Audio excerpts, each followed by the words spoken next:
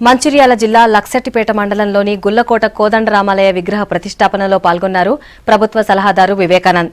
విగ్రహాల శోభయాత్రలో పాల్గొని పూజలు చేశారు. ఎల్లంపల్లి నిర్వాసిత గ్రామమైన గుల్లకోటకు ప్రజలతో మాట్లాడి సమస్యలు తెలుసుకున్నారు.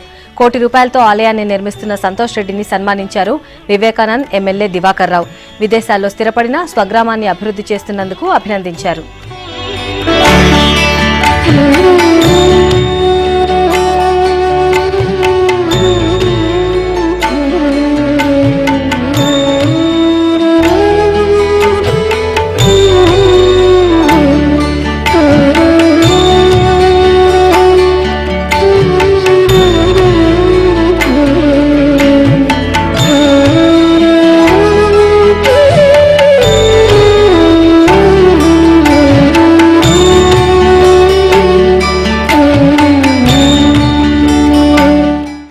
గుల్లకోట గ్రామంలో ఇక్కడ ఆర్ఎన్ఆర్ కాలనీలో ఒక దేవాలయం కావాలని ప్రజలు కోరినప్పుడు మన ఈ గుల్లకోటలోనే పుట్టి పెరిగి పైకి వచ్చి మన సంతోష్ రెడ్డి గారు న్యూజెర్సీ నుంచి వారు నా పుట్టిన గ్రామంలో ఏదో ఒకటి చేయాలని చెప్పి ఒక తపన ఉండింది. ఇది ఒక అవకాశం వచ్చింది వారికి.